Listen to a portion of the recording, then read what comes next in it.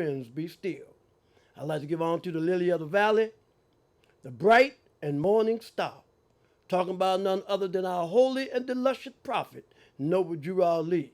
I'd like to give on to Prophet Noble Drew Ali because it was he who reached down into the watery grave of hatred, slander, lewdness, murder, theft, and everything that harms and set the Moorish Americans back upright on their feet again. I'd like to give on to the forerunner to the Prophet Noble Drew Ali, Marcus Moses Garvey. I'd like to give on to Marcus Garvey because this brother had to have pure thoughts in order to pave the way for love. I'd like to give on to our two flags, the flag of our origin and the flag of our birth.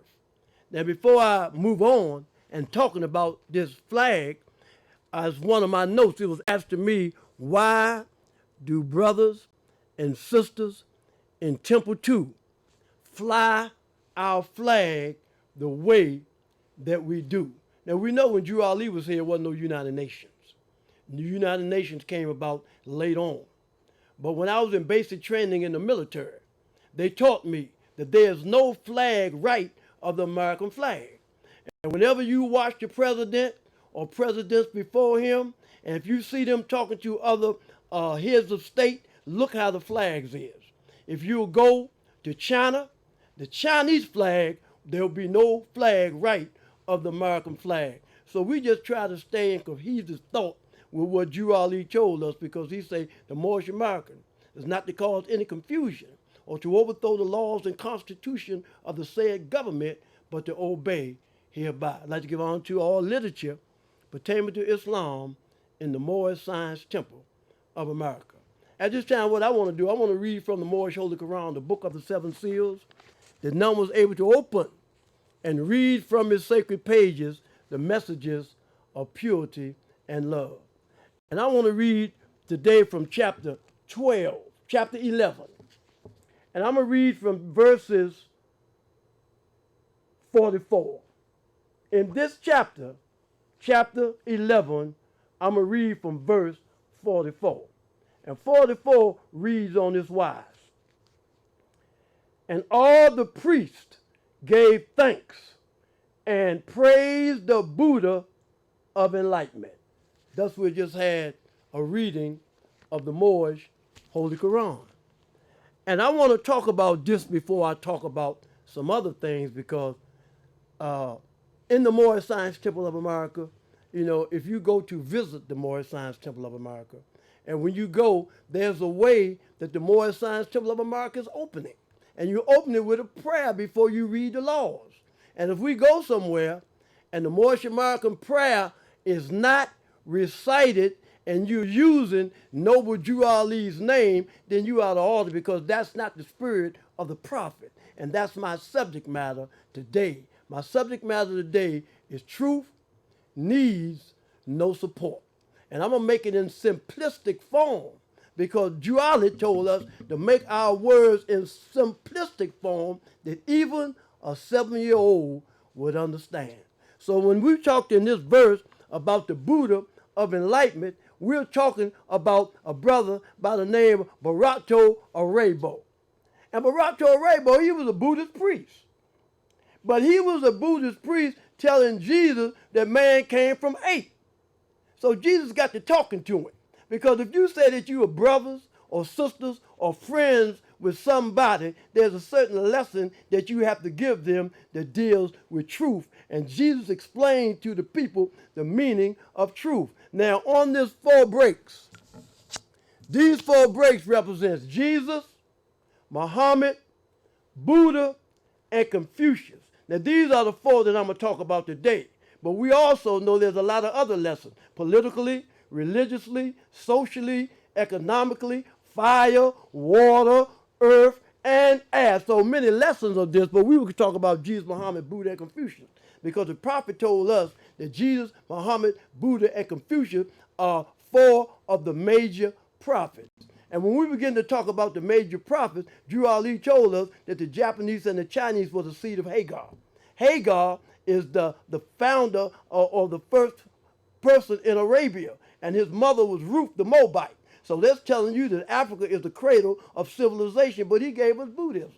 And why did he give us Buddhism? One of the reasons why he gave us Buddhism, because when the custom of the European nations at that time, when they nailed Jesus on the cross, they put nails in his hand and nailed him on the cross. But what Jesus did, Jesus left the body.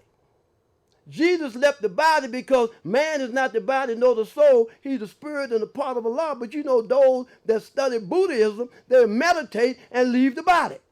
And we don't understand that because we're looking at things just literally. But when you begin to study the teachings from the east, because you always say, from the east comes all light. And though the sun is hanging at high noon, the blind cannot see the light. So now we understand that when you go to places like India, there's brothers and sisters that's in India so strong that they can walk upon nails. But that means they are walking upon the things of the world, and the spirit within them is in control. That's why Jesus told us he might be over in India, but he's standing right before us because we're talking about spirit. Man is not the body nor the soul, and he's the spirit of God. You got many kinds of spirits, lustful, divine, carnal, but when we talk about spirit, we're talking about divine spirit. We're talking about that spirit that can't change or pass away. We're talking about let that spirit actuate and direct the flesh. We're talking about the divine spirit. We're talking about the spirit that Allah put in duality for us. Because the book say whenever a nation is in need for a prophet, Allah will send one. So a lot of times when we begin to study the biblical scriptures, things are given to us from a perspective that was not given to us by our forefathers. Like I said last week, you know, a lot of us look at Jesus and Mary when Mary was born a virgin birth.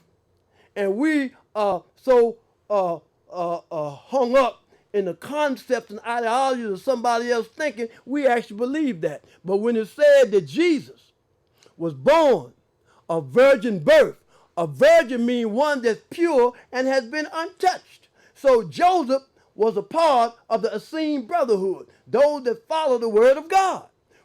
Mary was a part of the Essene brotherhood, those that follow God. Jesus' grandmother, which was Mary's mother, named Anna, she lived and followed the word of God. Mary's father, named Joachim, he lived and followed the word of God. Now let me stop right here now because I mentioned Joachim. Who is Joachim? We don't hear about Joachim in the Bible. You don't hear about Joachim in the church. You don't hear this stuff because they can't talk about it because Joachim is a pillar. When they begin to talk about the Temple of Solomon, they have two pillars that's at the gate of the Temple of Solomon, and the two pillars is Joachim, and the other pillar is Boaz. Now, I just told you about Mary, her father, and his mother. Now, when you talk about Joachim, when you talk about Boaz, you're talking about the brother that married Ruth. Because they say that the Moabites was a nothing people. The Moabites was living according to hatred, slander, lewdness, murder, theft, and everything that harms, and we were not in tune with God, and Ruth become a widow. Because a woman is a widow when the man is dead. When a man has no knowledge of himself, or when the man is living according to hatred, slander, lewdness, murder, theft, and everything that harm, that means that the woman is a widow because the man is dead. So now they got two pillars.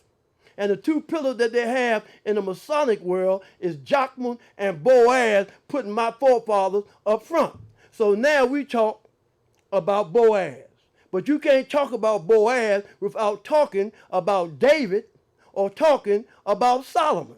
And you can't talk about me unless you talk about David or you're talking about Solomon, because when you look at that flag right there, that is the flag of David. That is the flag of Solomon. Now, let's look at David and Solomon for a minute. Solomon and David was living so much according to the word of God, just like Abraham, Boaz by Ruth, Jesse, and then Hezekiah. Because Hezekiah had to say a prayer, but God honored the prayer because of the way that he was answering up to the cause of uplifting fallen humanity, teaching those things necessary to make our people better citizens. So when Solomon and David wrote the psalm, the Lord is my shepherd, or the Lord is my light, Jesus picked all that up later on. Those brothers were living according to that, but Jesus took it. And when he got it, because he got it later. When Jesus was on the scene, Solomon and David had been gone a long time ago. Now you have a lot of people talking about David. You have a lot of people talking about Solomon. And you have a lot of people that's giving their understanding about David and giving their understanding about Solomon. I'm going to stop right here for a minute. And I want to read the Bible. Because Noble Drew Ali said, do not throw away your Bible. He said we're going to have to use the Bible to condemn the government. He also said, from the east comes all light. And though the sun is hanging at high noon, the blind cannot see the light, the same as the Islamic creed brought to the Asiatics of North America by Prophet Noble Drew Ali, who offered to those who were sick at heart, tried for many years, yet they are blind, but cannot see the light. So I want to read, because I was taught the start of Genesis 6. And I want to read from Genesis 7 in the Bible. And in Genesis 7, I'm going to read from verse 13. And this 13 says, and in the selfsame day entered Noah and Shem and Ham and Japheth. So now we'll see in the Bible where they say that Noah had 3 sons. And it says that Noah's 3 sons were Shem, Ham, and Japheth. Hold up for a minute. Now let me take you to the Moorish Holy Quran, because this is the book of the 7 seals, that none was able to open and read from its sacred pages the messages of purity and love. So if you don't have an ear to hear, or an eye to see, or a heart to sympathize, or power to save, Allah ain't gonna get this to you. But I'm gonna show you what Drew Ali said.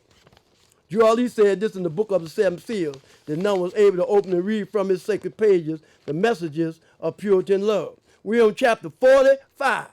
And in chapter 45, he said the Egyptians, who were the Hamathites, and a direct descendant of Mizraim, the Arabians, the seed of Hagar, Japanese, and Chinese. So now, Drew Ali tell us about the Hamathites. And you know, whenever you hear about Ham, they always talk about the burnt face and how Ham got burnt, and he represents Africa. But in this chapter, it said that Shem is the oldest son. But over here, Drew Ali tells us that Ham is the oldest son. Now, you know Abraham wasn't always Abraham. He first was Abram, and then he became Abraham. And he became Abraham when he found grace in the eyes of God. So something is wrong with this picture. They got over here, Shem is the oldest son, when Drew Ali tells us that Ham is the oldest son, and we know that Africa is the cradle of civilization. And if Africa is the cradle of civilization, then the oldest son is me, Ham, the spirit of Allah manifested through Drew Ali. Because Drew Ali said, what is his nationality? What is your nationality? Why are we Moorish Americans? Because we are descendants of Moroccans and born in America. Now, when we first joined the temple in 40-something years ago, he told us to get the J.A. Rogers collection. And when we got J.A. Rogers' collection and we went to Morocco and we look at the ancient Moroccans, they look like somebody else. They look nothing like me. Don't even look like Africa.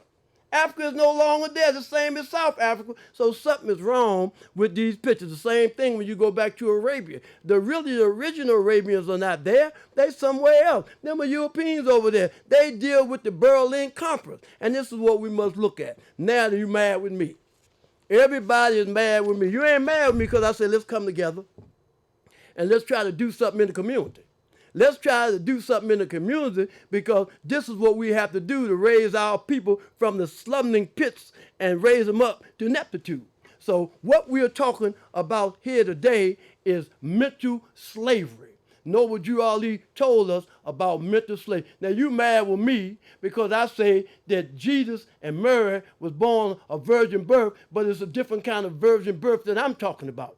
Because everything is not literally. Sometimes you're talking about allegorical, you're talking about literal too, and you're talking about esoterical, and you're talking about simile. There's many one way that you look at this, but we was told to look at these lessons one particular way. That's why I'm crazy. Not only because I got PTSD, you told me about the Booger Man, you told me about the Easter Bunny, you told me about my teeth come out, just put it under my pillar and the fairy come and get it. You told me that Christmas time, that Santa Claus came down through the chimney. You told me at Easter time that the Easter egg, and you want me to believe all this. And you got my brothers and sisters and my family members believing this. Now they looking at me crazy.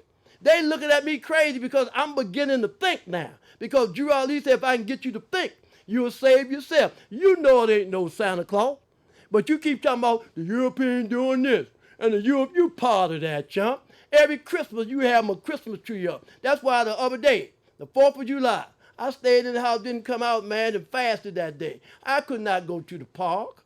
I could not do anything. But during the 14th, July the 4th, we were still in the advent of slavery. We still had chains on our legs. And why should I go out to perpetrate that demonstration if we know it's a myth made of fleeting winds? And this is what my subject matter is today about. Truth needs no support. We know all these things. We know when Jesus walked on water, it had another meaning to it. We know all these things. We know good and well that if your wife, you went to Chicago and stayed up there for 2 years and you came back and your wife said, darling, I'm with child now.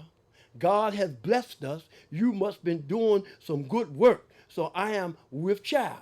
And what he's supposed to say, yes, darling, I understand you with child now, and I thank God for me trying to live according to the fruits of the Spirit. I thank God for me trying to live according to the Kalima Shahada. I thank God for me living according to love, truth, peace, freedom, and justice. All this time I've been gone, darling. And God done put a baby in you. I'm so happy. If it was me, I'd say, baby, get on out. Go on out here because I'm not that crazy. Just like recently, the nun in the Catholic Church. And she got pregnant. And we know that they say be fruitful, multiply, and replenish the earth, but we know that priests and nuns don't have sexual relationship, even though when they tear down the convents, they found dead babies in the wall. But then nobody want to believe her. They didn't want to believe her, and I wonder why. Because she's a nun. She's a follower of God. So if God did that to Jesus, why he can't do it to her? He said, what I've done, all men can do, and what I am, all men should be. So if it happened to Jesus, why can't it happen to a nun that's supposed to be living a moral and clean life? That's not what it meant. Because that's why right now they got the mailman and the milkman under investigation. Because they know one thing, if it ain't a priest, it's one of them chumps that's the charge of that baby. And they're going to take the DNA soon as the baby come out. So the priest, or whoever it is, you better go and resign because they're coming after you. So when you understand that no such thing as like Christmas, they said Jesus was born on December the 25th. And he was put in swaddling clothes and laying in a manger because there was no room for him in the inn. So I'm going to get into that a little more, put this right here, and I want to start with chapter 7. And chapter 7 talks about the friendship of Jesus and Lammas. And Jesus was explaining to Lammas the meaning of truth. So let's look at verse 27. Verse 27 in chapter 7, it says that, verse 27 in chapter 7, it says, salvation. So this is going back to your Moshe Malcolm prayer. It say, Allah is my protector, my guide, and my salvation. So now let's look at this word salvation. The Quran says salvation is a ladder reaching from the heart of Allah to the heart of man, and it have 3 steps. It say belief is first. And this is what man thinks perhaps is truth. Faith is next. And this is what man knows is the truth. Fruition is last. And this is man himself, the truth. So now we're looking at this 3-step ladder. This 3-step ladder is the 12-step ladder. Because you know, if you don't know anything about Egypt, you know we study mathematics because mathematics came out of Egypt. And before I finish this, let me tell you about something. Drew Ali told the Moors to get a good European education, and he could use you. And all of the brothers and all of the sisters, they was running the school. And as they ran the school, they went to school to be a doctor. They went to school to be a mathematician. And they went to school to be a minister. And we come to find out that if you're a minister, if you study math, or if you study any of those things I just named, that's not European because it all come out of Egypt. So when Drew Ali say get a good European education and he could use you, the whole world was once called Asia. The whole world was called Asia.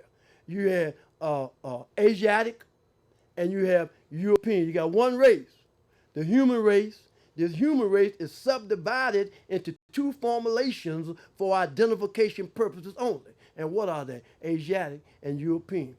Everybody in the world that call themselves white, you're European. Everybody else in the whole world, Chinese, Japanese, Vietnamese, everybody else, the Mexicans, everybody, the natives of San Salvador, the Chileans, the Nicaragua, all these are Asiatic. And they come about because they had what is known as the Noah's Ark. And Noah's Ark rested at Mount Ararat. And Mount Ararat is in Turkey. You have an Asiatic Turkey and you have a European Turkey. Now let me explain that. Because we're talking about Noah's Ark and we're saying it rested at Mount Ararat, but it's Asiatic Turkey. Because what transpired was this. You had Asiatic, you had European, you had Christians, and you had Muslims. All of the Muslims stayed Asiatic, and all of the Christians became European. So when we begin to talk about Asiatic and European, we're talking about a thought pattern. That's why when Jesus, in chapter 17, when he was teaching in Europe on a Tiber near Rome, and when he was talking to Claudia and Juliet, and he said that he was going to make them his ambassadors to Rome, they was in European origin. But he changed their mind. Their thought pattern changed. That's how he was able to make them his ambassadors to Rome. So you and I, we got to change our thought pattern. The things we used to do, we can't do no more. The friends we used to have, we can't have no more. The places we used to go, we can't go no more because there's been a great change since we've been born. Now, let me get back into this because I had a blessing this Friday. We had a sister named Denise, and she came to the temple. Had met her before. And she was informing me that right here in Portland, Oregon, that you have some brothers and sisters that studied the prophet Noble Ali. And she was so wide open about that, we're going to a meeting, the members of Temple 2, and meet up with these other brothers and sisters that's from that particular persuasion. And I love that, and I love her mindset. But one of the things that was hard to understand, she never had a Moorish Quran and never seen one before. So let me tell you this. And it's very important that I tell you this, because I was reading this morning up on the UCC. And as me reading up on the UCC, I come to see something else. And when you see something else, it's dealing with property. It's about selling homes, it's selling houses. And everybody that got a UCC, what you have done, you have sold yourself back into slavery. Drew Ali say, don't put the European on my brother, on your brother, but that's what's transpired. Because let me tell you something. You don't have to go down to the courthouse. You don't have to file no paperwork. All you need to do is join the Moorish Science Temple of America and become a part of this divine and national movement. Then you will have power to redeem your race because you'll know who you are and who your forefathers were. Because where there's unity, there's strength. Together we stand and divided we fall. Come, good people, because the prophet Noble Drew Ali sent to redeem this nation from mental slavery, which you now have, need each and every one of you who think that your conditions can be better. This is a field open to strong men and women to uplift the nation and take your place in the affairs of men. Now we say take your place in the affairs of men. What makes you a man? See, because I was talking to my man, Bruce Bouchard, on the telephone today, this morning. And I was telling Bruce that you had elders and you had elderlies. You know how your mother used to say, respect your elders. She's talking about those of wisdom. She's talking about those of moral character, and that more those that's doing good, positive things. That's what she mean by when she say respect your elder, because you can have an elder that's the same age you are. But then you can have a brother that's 80 years old, 90 years old. He don't have to be an elder. He could be an elderly. He's just somebody God just kept there to be a pattern so you could look at and see. So there's a difference between elder and there's a difference between elderly. Like Jesus. Jesus was 12 years old, younger than all of his disciples. But he was the elder because he had the wisdom. So what we need to do, we need to get into these books that Drew Ali instructed us to get into. What we do at Temple 2, we study this book, we study this book, we study this, and we study the Quran. We study what Drew Ali gave us. And the reason why Drew Ali gave us, he said nationality, and he said divine creed.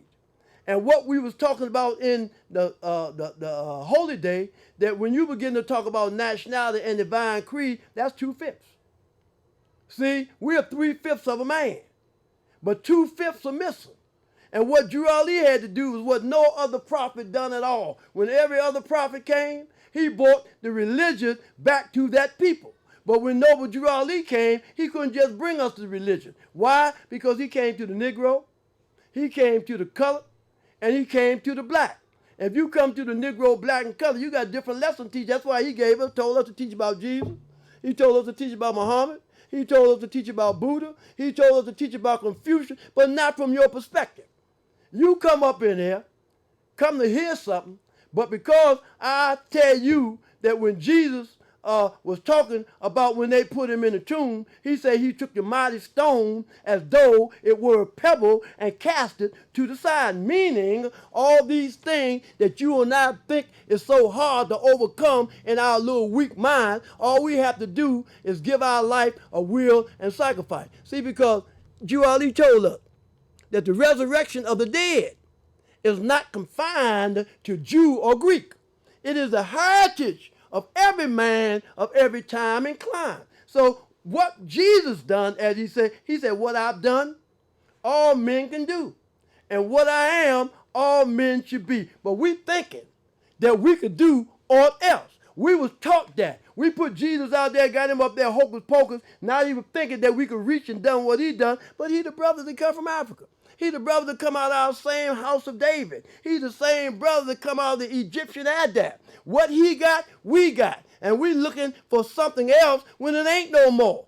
All you have to do is raise your thoughts to infinite wisdom, and then you'll see omnipotence displayed before thee if you contemplate your frame. But Drew Ali also said, he said, finite mind cannot comprehend things infinite. So if you can't comprehend things infinite, then you're a finite mind. You tell me you Moorish American. You tell me you Moorish American. But if you Moorish American, then you're a descendant of Moroccans and born in America.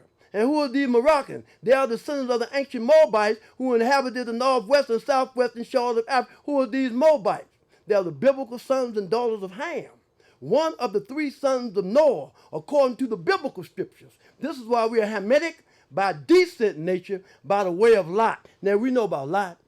That's Abraham's nephew, Abraham's brother's son.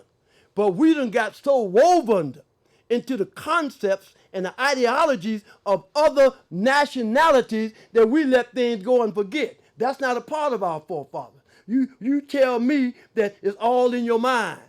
That's where it's at. It ain't in the body. Stop talking about you dealing with your passions and you dealing with your desires. And the reason why you dealing with your passions and desires, because it's in your flesh. Drew Ali told them all something different. He said it's not in flesh to think, and it's not in bones to reason. So we're talking about the mind now. What you have to do is go to St. Elizabeth. That's the crazy place in Washington, D.C., because you crazy. If you think that you can do with that, or if you could do that and do all that, Drew Ali told us something different. That's why he said none was able to open and read these pages. So everybody can't do. Little brother Cook-Bey, little Cook-Bey, Salome's son. He told me one time that his two grandfathers You know, the one that the Drew Ali put the fairs on, and his great uncle, he said they'd be in Sunday school and they'd be disputing, the prophet said this, or the prophet said that. And I could understand that because he's not going to open up your mind. He don't open everybody's mind up at the same time. You know, as a man unfold, his God unfold. Man, God today, tomorrow is not his God. So when you begin to talk about seeing, these two eyes, there's a third eye that you have to look through. You have to look through it because you be able to see in vision. You got Stevie Wonder, and you had that other brother who just passed. They couldn't see it all, but they have vision. And I don't know about Stevie Wonder, because every time I see Stevie Wonder with a new wife, that girl is fine. He got to be able to see something. But this is what the Moorish Science Temple of America is about, giving you your nationality. Everybody have a nationality except you and me. Even dogs have a nationality. You have German Shepherds, you have Irish Setters, and you have Mexican Chihuahua. We are the only ones with a nationality. Now, Drew Ali told us too to obey the laws of the government. And I think it's real bad to tell a brother, you don't need no driver's license, you don't need this, you ain't got to pay no rent, you ain't got to pay no mortgage. That's not what Drew Ali said. Drew Ali say, I'm going to leave you right here, European here, just long enough to run a government because we already know about all these laws. All these laws that you study in your separate. Let me explain this. You got Israelite Moors. You got Juju Moors. You got Canaan Moors. You got Canaanite Moors. You got all kind of Moors. There's all kind of Moors with these little organizations that they have. But let's be Drew Ali's Moors. Let's be Drew Ali's Moors and join the Moorish Science Temple of America. So when you open up your meeting, you open it according to law, with the divine constitution, bylaws, the dictionary laws, and the laws of the prophet. Say the prayer when you open up the meeting. I remember Boston Eel. I had to take him over there when Jerome Tanner was here. They had started something over there with the UC and went to the meetings. And I had to go over there, and when the meeting, they ain't get out, I stood up on the post and I do all that, because it was love that I had for the brother. But the more I took over with me, said, Lynch-Bey, don't do this to us no more, man. You got us coming over here with this stuff when you know Drew Ali didn't bring that. I did it because of unity. But he right. You don't know what Allah might do, because something going to blow up. Something going to come back. Because when I joined the temple, there was no such thing as UCC. Brother Reynolds Hill and them wasn't talking that talk like that yet. And then certain other people took it up. But if there is a need for the UCC, then there's no need for the Moorish Science Temple of America. One of them got to go. One of them is not right. Which one did Drew Ali say? His wife told me something different. Now, I don't need you to tell me what happened after 1929, because that's when Drew Ali went behind the veil. 7 days after he left, one of the brothers came up to me, I'm back. And when you say I'm back, when I looked at my lesson, I see why Drew Ali said, don't name your children Ali. He said, don't name your children Ali, because you see what's going on there. We got 5 or 6 prophets now. And I might listen to what they say if they tell me something different than what Drew Ali said. And if you're talking about nationality, and if you're talking about divine creed, if you're talking about those things, then they don't need to call you no prophet, because what did you bring that Drew Ali didn't? And we suffered. He said, I have suffered much and severely in the past through misunderstanding of what the movement was dedicated to. And all of the brothers, he said, be careful, because your own brother will put you into slavery. And I talk to these brothers around here, and they say, I don't study. I just honor what the sheiks say. That's why you broke. That's why they taking your money. That's why you're doing what you're doing. We're going through a lot of change. Brother had to buy a law dictionary. Brother had to buy a computer. And brother had to pay this amount of money. That ain't what Drew Ali said, man. That's not what he said. And until you wake up and understand and seeing that all their money is going in the bank because you sending it to them. Drew Ali said nationality is free. Not only here, but all over the world. Now I'm looking at the flag. I'm looking at the red, white, and blue flag. We know that we've been whipped by many stripes. We know that that flag is the flag that crushed us. But Drew Ali is a scientist. He comes from the great God Allah. He's saying, praise Allah, we have a method of application that we can apply to keep our brothers and sisters free. So right now, the United States government is protecting the Moorish nation. And what does it do? It gives us the opportunity to teach these lessons to our little ones that they may learn to love instead of hate. That's why Drew Ali did that. So he said, we will obey the laws of the government, because if not, these Europeans will kill us. You always got a big sword in your hand and you up there, you bluffing. You ain't trying to do that. I went to brother one day, I didn't think you going to do it like that, Mo. They were like, what? Ain't but one way to do it. We playing games. We need to get into our babies. Now, let me tell you something else. I was talking to Lynch-Bey on the phone today. One of my brothers. I gave this brother nationality card 40 years ago. And he's doing a lot of work. But he said he went down there the other day because they had a meeting in D.C. And they had a meeting in D.C. about reparation. And the meeting about reparation, they down there trying to get some money from the government. But who are you? Are you a Negro? Are you colored? Or are you black? What banner are we going under to get the money, the reparation? Because when you begin to talk about Act 6, Drew Ali said these names was given to slaves by slaveholders in 1779 and lasted until 1865 during the time of slavery. So now you going to your boss and say, man, we need some reparation. Who need reparation? The black man. They gave you the name black. They know that's not who you are. Man today is what his forefathers were yesterday. And there's no one who is able to change man from the decent nature of his mother and father unless his power extends beyond the great universal creator, Allah himself. So you cannot talk about reparations if you call yourself black. We know the slave trade came through West Africa. I talked to some people the other day from Somalia. They said, we from Somalia. I want to say, we from Ethiopia, Abyssinia. Slave trade didn't come through there. Yes, we brothers and sisters from Africa, but we ain't had no control over that. Only those in West Africa. That's where the slave trade came from. That's why when all those in America, when you begin to check out your DNA, it takes you back to West Africa. And when you understand, too, we went to Spain. 7/11, 1492. We went in Spain as Moors. We came out as Negroes. And we came out as colored.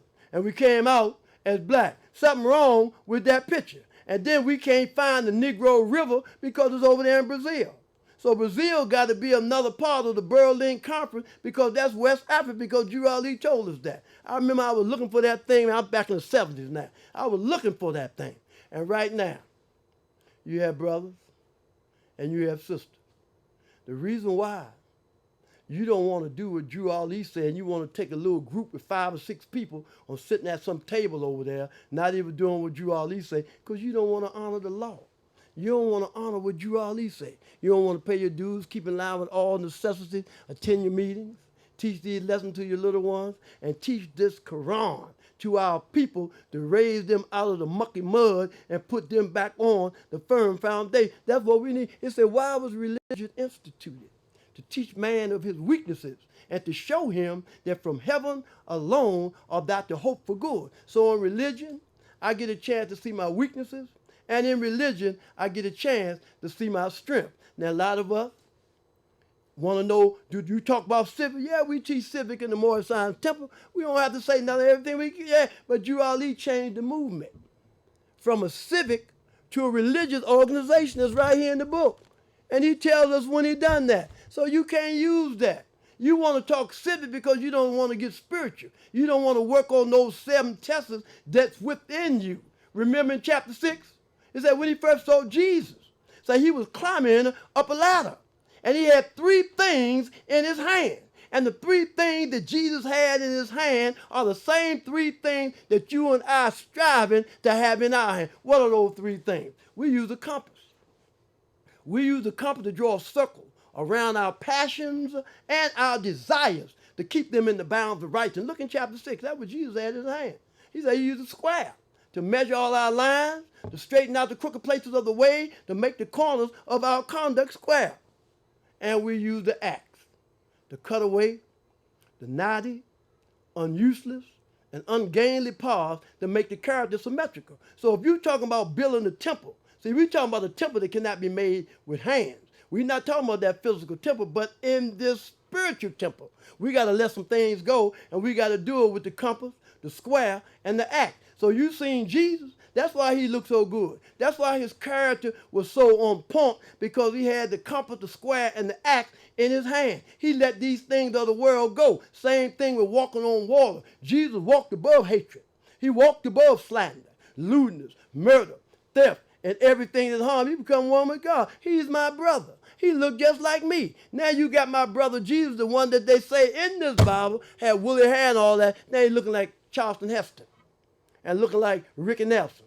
That's so unfair. They buried him in Vatican Square, buried him in a shallow grave, dug him from the east, from the west, and put him in that shallow grave. And then they say Meshach, they say Rakshak, and they say Abednego. See, we taught that in certain parts of the Moorish Temple because Drew Ali put us in the spirit. Because he said from the east comes all light. So when you begin to talk about holy books anyway, all of them come from you and me. We were the one that got blessed with that. Abraham, the father of the faithful. Where did it come from? Not the west. The only thing they got in the west is wheat and hay. But all from the east comes all light. And though the sun is hanging at high noon, the blind cannot see the light. Now, when they said Jesus and Drew Ali healed the sick, healed the deaf, and healed the blind, I'm one of those because I was deaf and couldn't hear. I was blind and couldn't see.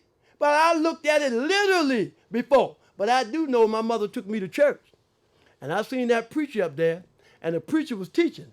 And the preacher was talking about walking on water. I said to myself at 7 years old, I said, I chump better know how to swim because I don't see that. It don't make sense to me. And most of the things that we are told, that we say it don't make sense because it was given to us, but other people don't look at it like that. When you look at the back of the Pope's chair, what do we have? A Holy Quran of Mecca. And we're talking about the Holy Quran of Mecca because that's from which we come. Because you got to understand that Noble Drew Ali. It was Noble Drew Ali in 1913 who got the Holy Quran of Mecca legally established in this government. See, during that time, you had a lot of brothers and a lot of sisters was running around with the Quran, but it wasn't legal. They had to hide and read it. But when Drew Ali came, he came and got it legally established in 1913. But you know what? When he got it legally established, it's something that he didn't do. He didn't come right with the Moorish Holy Quran. He came with the Holy Quran of Mecca. They said, yeah, we got these chumps now. We got them in the spirit because we already know that the Berlin Conference, and we got them over in Saudi Arabia, and we got them over there and hook them back up in there. We get Wardeen later, but he hook them back up in that, and that's what took place. That's what took place. So later on, Drew Ali came in 1927. See? Because they were trying to get him for a lot of times. A lot of times they were trying to get him. We used to hear the stories that the sheiks used to tell us about when they came for the prophet a whole lot of times, and he had to draw the veil. So he went on to put this book together. Because you got to understand, there's only 5 chapters in this book that Noble Drew Ali bought. The rest of them is out to D.R. Grant and the Aquarium Gospel. And the Levi and them, Drew Ali had to come in due time because if he wouldn't have came, we've been through. The Rosicrucian Society would have took all our literature and did what they did. You don't understand that the Vatican did not get their constitution until after Noble Drew Ali established the Moorish Science Temple. Why was that? Because they couldn't put it together spiritually. Because Drew Ali says for your earthly salvation, he said, while we the Moorish Americans are returning to Islam, which was founded by our forefathers for our earthly and our divine salvation. So everybody running around talking about reparation. The first thing you have to do is proclaim your nationality. Because man today is what his forefathers were yesterday. And there's no one who is able to change man from the decent nature of his mother and father unless his power extends beyond the great universal creator, Allah himself. Man, in 1913, Drew Ali gave us a flag that flew in the United Nations, if there was one, but the flag of the nations of the earth. Drew Ali gave us one. Our flag, this Moroccan flag, this Moorish flag, was taken down in Morocco. And when Drew Ali was on the scene, the flag that was flying was the Spanish flag and the French flag. See, because that's who was in control. And we talking about Mexico now. We're going to get into this because you got to understand in the 18-something, Mexicans got their independence from where? Spain. And we came out of Spain in 1492. They got theirs in 18. So there's a connection. There's a public that Drew Ali gave us. So what we're doing here now, the lesson in the Moorish Science Temple of America is learn to love instead of hate. Get into your spirituality. Try to overcome these 7 tests that's in you because that's what Drew Ali said. He said 7 is the number of perfection. I was with Mo this day. He told me to ride over there with him. He wanted to go buy some shrimp. And I said, that's ludicrous, brother. You don't do that with me because if you eat shrimp, you might well eat pork. if you eat lobster and all those scavengers, you might as well eat pork, because it tells you in the book of Leviticus, in this book, that you're not to eat the hoof. You're not to eat scavenger. But we just doing that. You even got people that eat them shrimp. Ain't them a bugs. We didn't know that. And man, when I walk down the street and I smell somebody cooking chicken, I smell somebody cooking pork chops, I smell somebody cooking beef, it smells so good because that's that dead meat that's in the body. And I heard Lynch-Bey. Lynch-Bey said the other day, he was on a lesson on social media. He said, man, I don't eat no meat. He said, I don't eat nothing that get up and walk. And I was so happy to hear him say that because my mother taught me that as a child. My mother told me, don't eat nothing that get up and walk. And she wasn't talking about no chicken and no fish either. She was just giving me some wisdom, and I thank her for it because I needed it. And that's why brothers is going through what they're going through today. I went to see my man the other day. His wife told him, sleep on the couch tonight. He couldn't say nothing because he done lost his head. He done lost his head, and you don't realize when you give your head to that girl, you done lost. You done lost out. You going back to France. You got the French tickler. You going over there. You better get over there where you belong because you're in a different thought pattern. Can you imagine Mary and Joseph and Jochman and Boaz and Ruth and all these brothers taking on taking on these concepts of yours? No, I can't, because they are our forefathers. And see, what they did was they rose above the things of the world. And it's an honor. People say, why you stay in the house so much? What you coming out for? Because you can stay in and read a book. Because everybody else is on something else. They're not on what you, they think they slick, but they're not. So the Morris Zion Temple of America was founded by Prophet Noble Drew Ali in 1913. Because in Deuteronomy 18 in the Bible, it said, whenever a nation is in need for a prophet, Allah will send one. And the only methodology that Drew Ali could have brought us was a nationality. Before we talking about the religion of our forefathers, he had to bring you back a nationality. Some people, well, you know, it was too early. And he didn't give you all the wisdom now because he said that it's too early to give you the wisdom and you'll get it. No. Truth don't change. He'll give it to you and you'll elevate because he don't know when you might go. Because all God's prophets give it to you right then. Then you got somebody to come up. Some other leader come up and they want to do their own thing. So they say, yeah, it wasn't time for this or wasn't time for that, but it's time for it now. And Drew Ali told us, that's why you look in the Morris Zion Temple and it's beautiful. I see all this going on in the Morris Zion Temple. You got to understand, I was there when there wasn't a lot of people there. I was there in the Morris Zion Temple before Ward D. Muhammad took over. So when I joined the Morris Zion Temple, those Arabs, you didn't see a lot of them in coercion with us because they had a different idea. Go into an Arab community right now into his store. You can get all the liquor you want. You can get all the pork you want. But then on Friday, he closed down and he go to Juma and pray to Juma. And you got these brothers and sisters, they're going to honor them dudes from over there more than they honor you. Because they say, well, we don't know nothing. Same with my little brother, Darryl Holder-Ill. Brother that's on my page, we talk all the time. When he was in the Nation of Islam, he wanted to know a question about something. And what he did was, he asked the European said, I don't know, go ask Lynch-Bey. Oh, I was so happy that European sent him to me. And you know what happened?